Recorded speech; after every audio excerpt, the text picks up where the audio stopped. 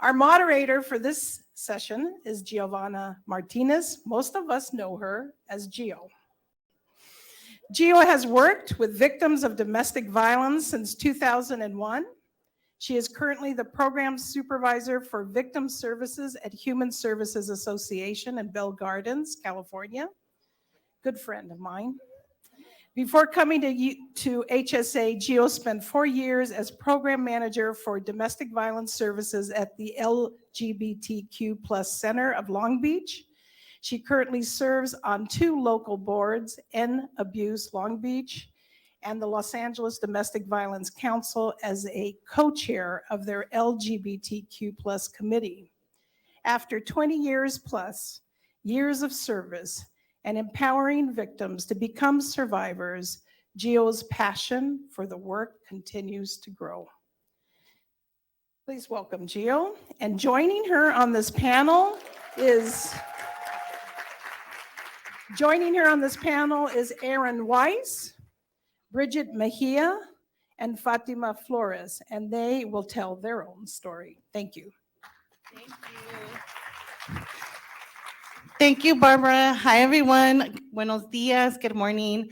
Like Barbara said, my name is Gio. I use she and ella pronouns, and I am super honored, first of all, to be here.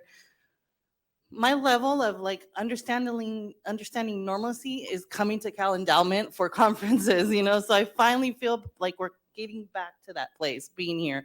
It's almost full circle. Not only with seeing colleagues, but family. We've been in this for many years together from the ground, so I'm just really excited to see people here.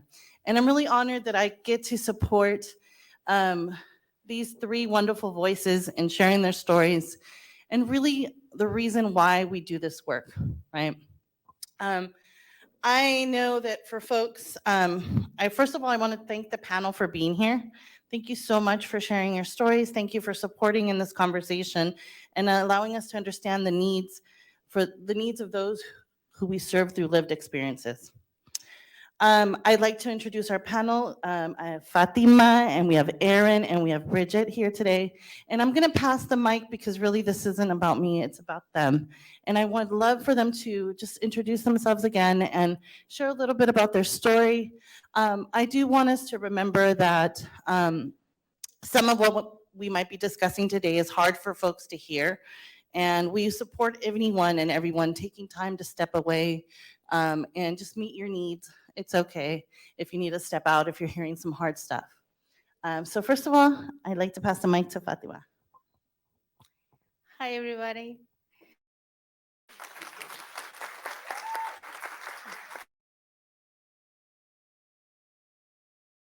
Everything passed. It's really hard relationship. Everything happened. Any kind of abuse. It's been a long time, and I'm gonna be a little bit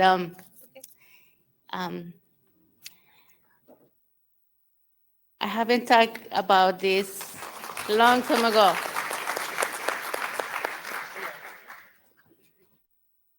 It was a situation into I cannot even take my kid to the doctor because that person was not agree.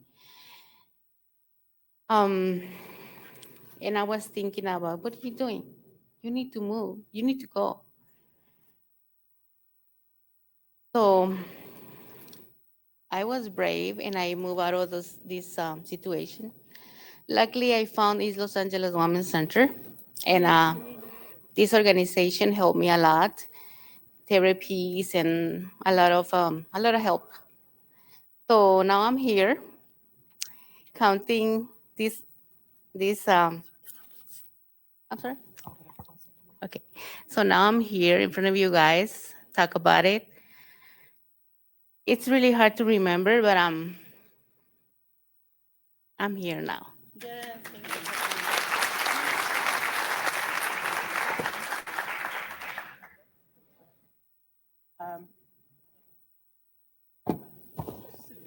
you. Hello, everyone. I'm Aaron Wise. I am a alumni as of October 5th of the Jenesse Center. I am a mom of 7, age 5 to 17. Just a quick backstory, same dad, same relationship, 10 years worth. And eventually I got to the point living in Vegas, hopped in a car in my Expedition with no registration, no insurance, and $75 in my pocket, and made it to California with the grace of God. My village, my mom coming back, returning back home, and being a part of Jenesse has definitely, we said we wasn't on this. Okay. It has definitely been an honor and a privilege, and I'm greatly humbled to be here to speak with you guys so that we can do better for those that will follow behind us, and to be able to motivate and encourage everybody to do better.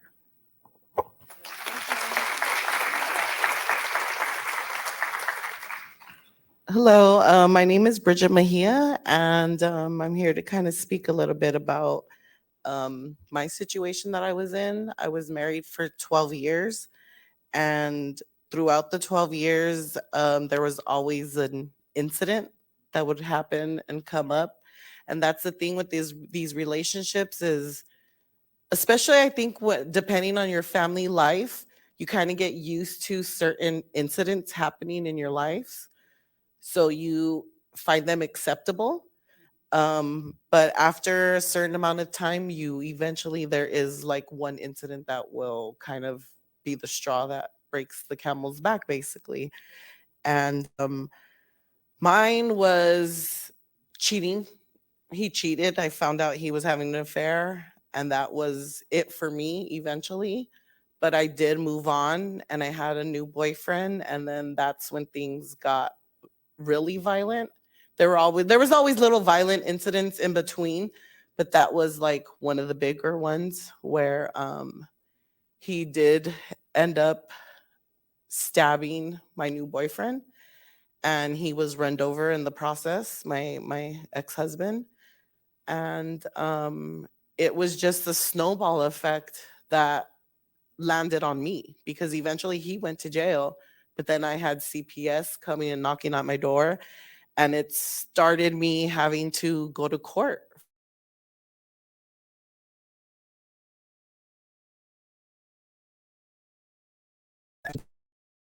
And at first I was very hesitant to do that stuff. Out like for me to do these things, I didn't do anything. I'm feeling kind of victimized again, but in the end, it was very educational for me to work through a lot. A better person. I learned from it, and I feel like a totally different woman. I will not accept again. And so just I'm thankful that I'm here and I have a purpose, and we're moving on to a better future for me and my children.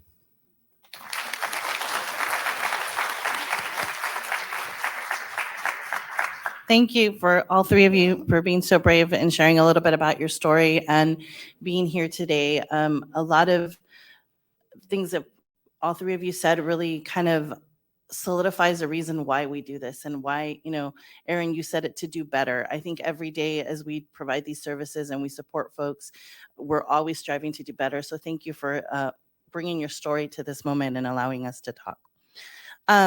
I do want to kind of start things off with centering ourselves and centering maybe a power word.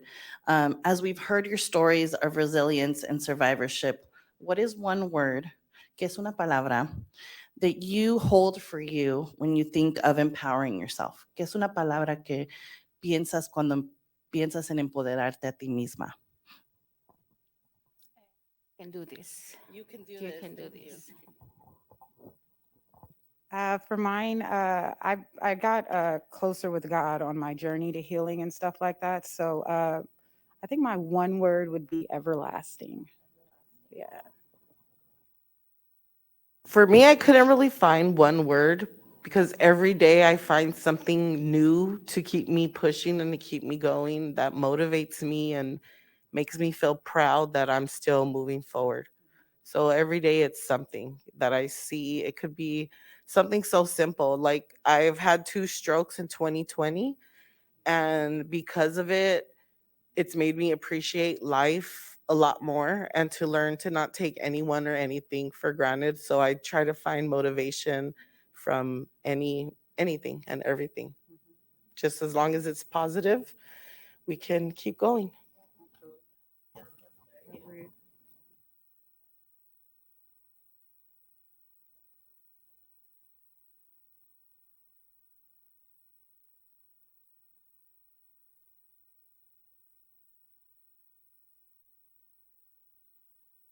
Oh, one word.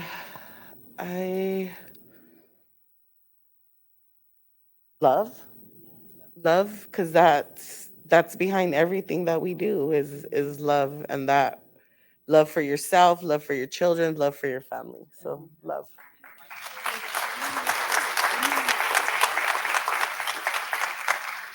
Thank you for sharing that. And I love that you're, every day you're choosing your different words to encourage yourself and empower yourself and what you take with you on this journey. If you were, if there was something that you could go back and tell yourself when things were really hard, what would that be? Be brave. There is help outside. Look for it.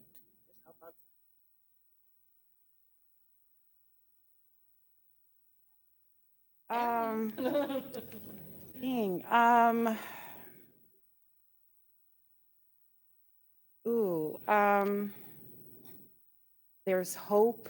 I was the type that, because of my DV situation, and I didn't grow up in a household or an environment that allowed it or accepted it growing up, Christian and things like that.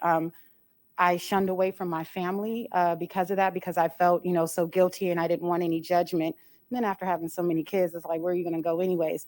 But for me, it was just knowing that at the end of the day, family is still there, friends is still there. Find some type of support system, something, and just know that you're not alone. And even though you've lost yourself, you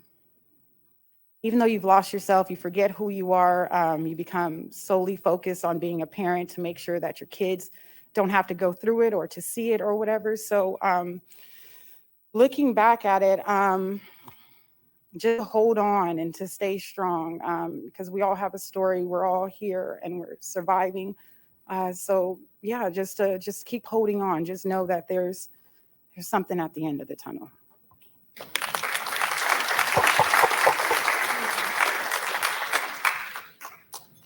I wish I would have told myself to take better care of myself. Health is wealth, and I feel like with COVID, that's kind of like re-solidified that in everybody's mind. But for me, having my strokes, that I should have took care of myself better. I should have took care of my diabetes and my high blood pressure and took my medications.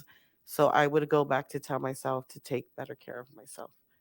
And throughout all the emotions that you deal with, just know that God has your back and that you will make it through. And that I would just tell myself, like, yeah, to take care of myself, my health.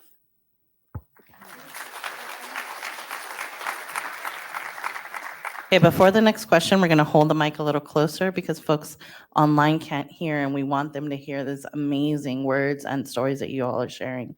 And thank you for sharing those things. In the room today, in person and online, we have folks who do the groundwork of victim advocacy and help people in very similar situations. What is something that supported you when you received services that you hope others will consider when they do the work?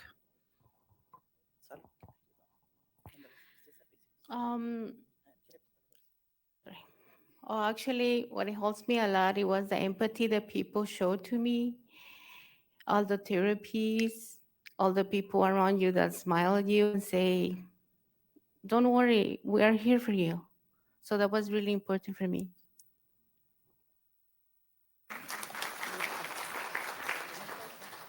Okay, so I have anxiety. I'm sorry, guys, and the breathing. I'm bringing the anxiety right back in. I'm gonna boast a little bit on my family, my Jenesse family. Coming from Vegas, not knowing what, where, when, how, or anything. From day one, the support from the resident aides. I won't mention any names, they know who they are. From my resident aides to my case managers, to my therapists, to the legal aid assistants. They were my huge support. Even though I was in a shelter and I felt like I was secluded and couldn't be around my family the way I wanted to, Jenesse became my family to this day. They are still my family. If we had more programs like Jenesse and more people who cared, who don't just look at us as victims, but as humans, just trying to survive, just trying to make it through the next day to become somebody for our children and stuff like that.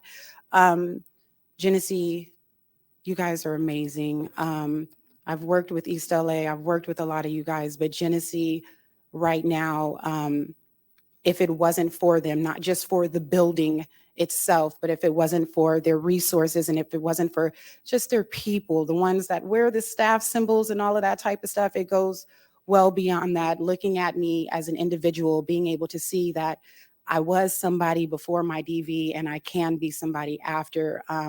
Across the board, I can't say that there was one person that didn't look at me as a person. So for them, I'm highly grateful that through my healing process, I can still look back and say, if it wasn't for them, or to call and say, hey, I need this, or I need that, or I just need somebody to talk to, somebody to give me a hug or something like that. They've definitely been there. So kudos.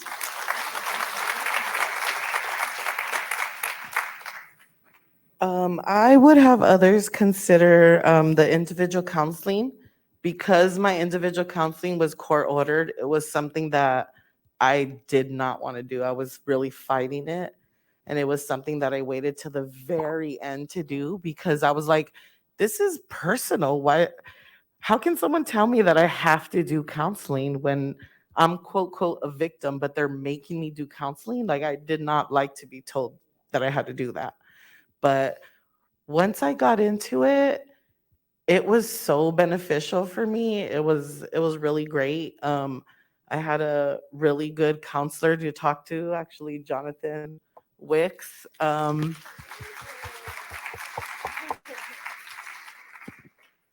it was awesome.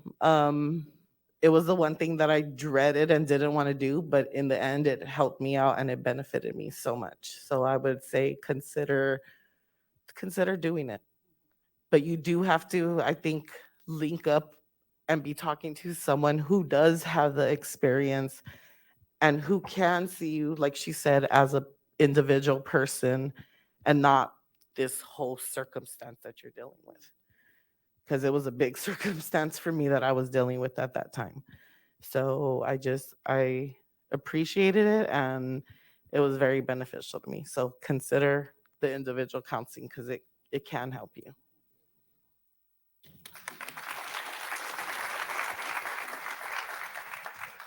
So additionally, in this room and virtually, we have folks who work at the intersection of healthcare and medical services. Can you share something from your experience that you feel would help medical providers support patients who are experiencing intimate partner violence and domestic violence? I think they should have more information about these organizations like East Los Angeles Women's Center so they can lead the people the right way. More information, yes. More information, more research. I'm going to agree and keep it short. Yes, more resources. I just don't feel like a lot of women know that there are people here to help. When you're in your moment in your DV situation, you already feel like there's not a lot of people there. You don't really know how your family's going to respond and stuff like that. So it makes it just that much different to be able to be open with the public about it. So I feel like as much as we advertise LGBT communities and where there's resources and help for them, I think DV needs to be put out there too, not just, during the month, I believe it's October. Yeah. Not just during October, but throughout the year, more panels like this for more people to be able to come together, to be able to advertise and just say, hey, I know it's hard for shelters to be able to advertise that they're out there, but that doesn't mean that we as a whole can't be out there, letting it be known, and then speaking out on it if we happen to see it, even though, you kind of tread lightly on people's personal lives and stuff like that. But I don't know if it's just me as a survivor, but you can kind of see it. You can tell the way a person acts or, sitting uncomfortably and things like that. So being able to speak out openly and saying, hey, are you okay, will benefit, I think, everyone across the globe.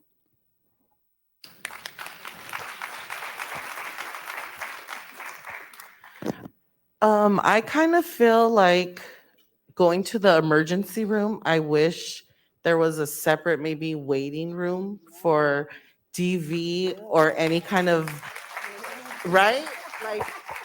Like anyone who deals with some kind of violence should be put in another separate waiting room, because to sit in the waiting room with someone who's just has a cold,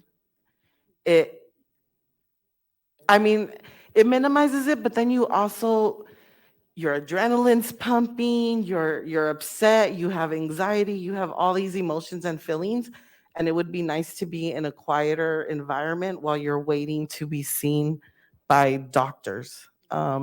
So I really wish that they would have kind of a separate waiting room for people who deal with, sexual DV and any type of violent crime, to be separated.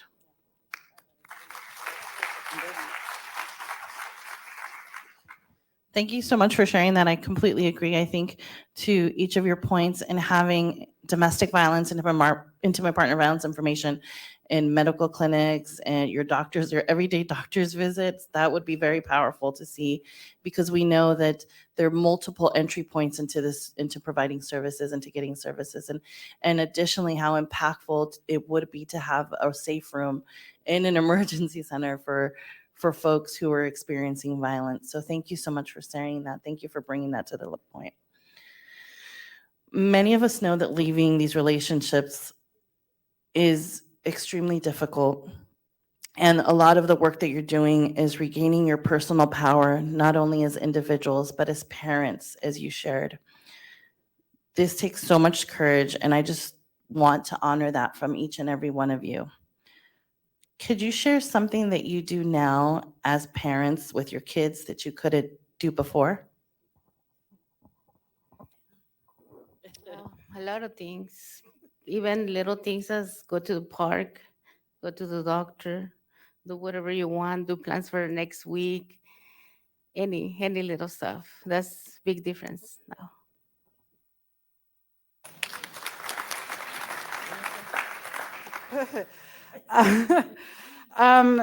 My abuser was also an alcoholic. So before we were even able to leave the house, there had to be a few beers consumed. There had to be a few shots taken, a little bit of weed smoke. There had to be a presence on him in order for us to be able to leave.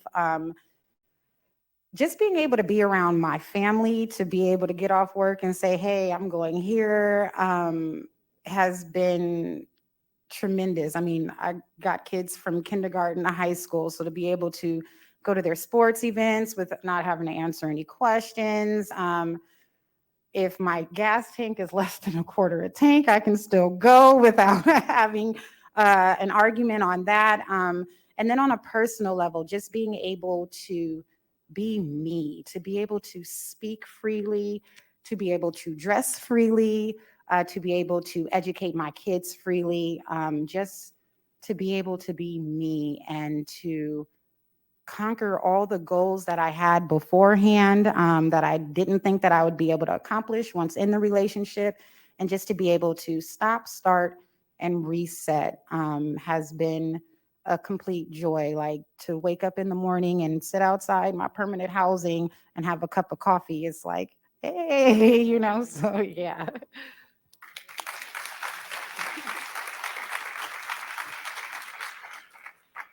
Yes, like she said, I can now basically do anything at any time whenever I want.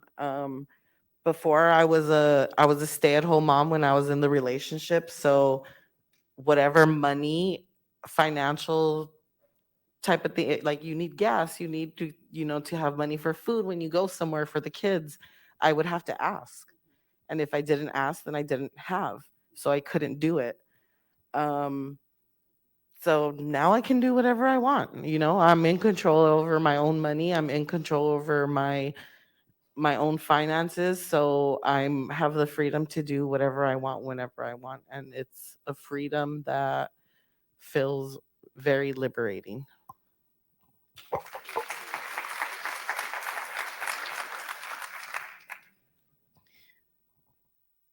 Equally, we've said it and we know it's not easy to share your story. Can you tell us what brought y'all here today to come and share with folks? What was your motivator to being here today? To let other women know that there is help, there is research, there is hope, especially hope.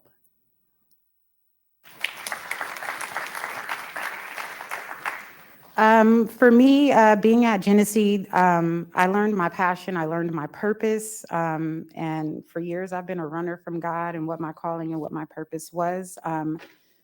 So now, I guess because I'm here today because I want to be able to be a voice for other survivors, and also because this is my calling. I've gone ahead and gone back to school to hopefully one day get a doctorate in social work. In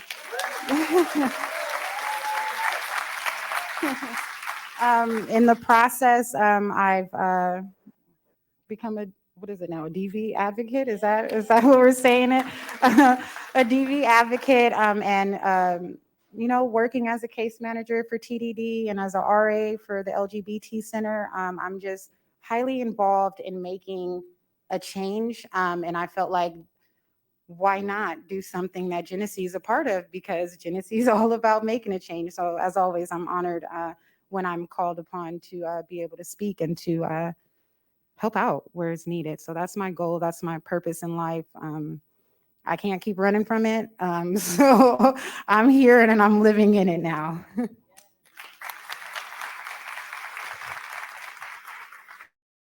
I came here, sorry, because I was asked to. Feel very privileged to be here.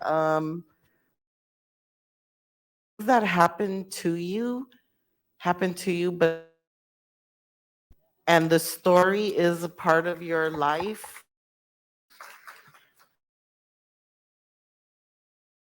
Be a part of your life. It doesn't have to remain your life. So just for anyone that's out there dealing with certain things, I know society pushes a lot of things on women. We have to be this, we have to be that. You want to keep your family together and things like that. And that was a big thing for me was I was in a two-parent household and I wanted to give my children the same. But sometimes it just doesn't work and it's okay. And you can be both if you have to, and everything for your children if you have to be. And it's the happiness that you will get from being alone versus staying in a certain situation that makes you miserable. Your kids will see that. And it's better for you to move on and to be happy than to stay and be this torn person, because that's what they try to do. They try to tear you down.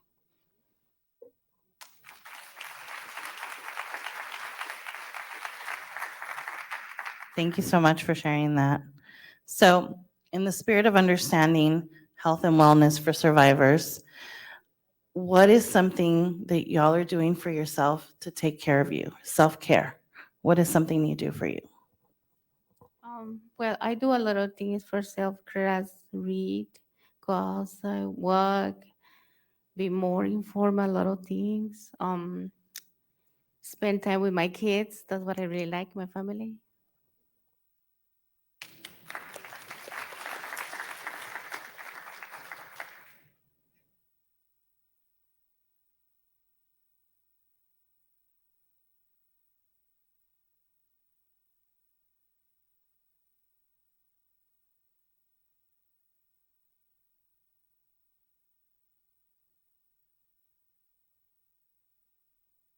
Oh, I can. So I rarely have time to myself. So self-care is not really a term that I use on a daily basis. But at the end of the day, my self-care is when I'm driving to pick up my kids and I have my gospel music on in my car and it's blasting really loud. And I'm just singing in whatever tone, whatever tone is giving to me. That's my self-care. That's my reset before picking them up. That's my reset after dropping them off, because the hectic and dropping them off and the kids in the car is enough. So that, at the end of the day, that's my self-care. I'm not a bath taker. I don't do bubbles and bath. I'm working on it. But singing at the top of my lungs and spending time with the kids, trying to learn their TikTok dances and stuff like that. That's the self-care.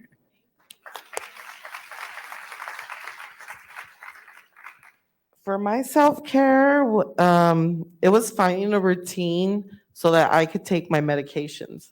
For me, with my illnesses and my diseases, I needed to have time to take care of myself in that aspect, because if I didn't, I would be no good to take care of my children.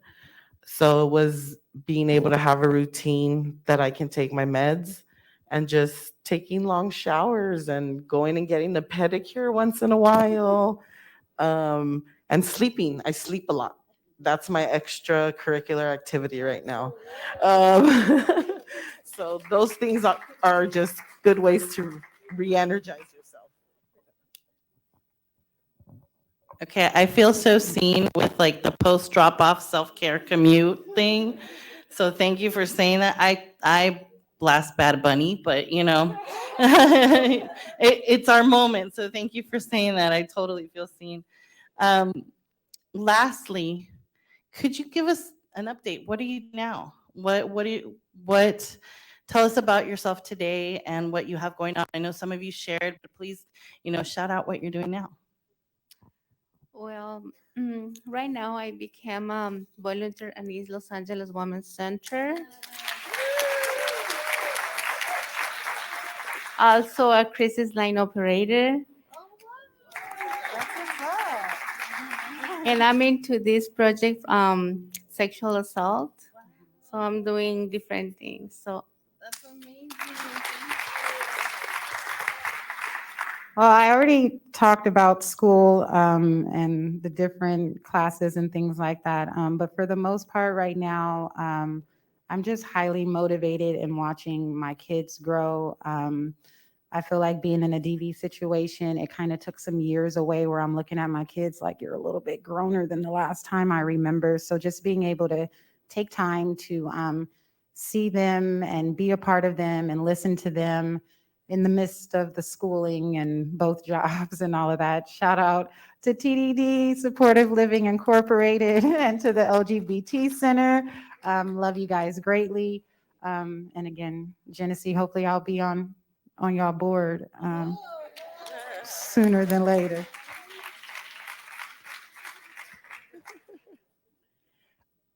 For me, my update is I'm single, living at home alone with my kids, right? I'm just focused on healing myself, like mentally, physically, and spiritually. Um, and I just want to be the best mother and person that I can be. And I try to find happiness everything, in everything that I do, because life really is a gift. And due to me having two strokes, I feel that so much in my life. So I really try to cherish everything that I am able still to do, because a lot of people, when they have strokes, they're not able to walk by themselves. They're not able to talk. Some people have so many other complications that I have complications, but they're not really visible. They're more internal. But other people, they're very visible. And, thank God I still have a purpose. I still have to take care of my children. So this is what he's given me, and I'm going to use it to the best of my ability from now until I cease to exist,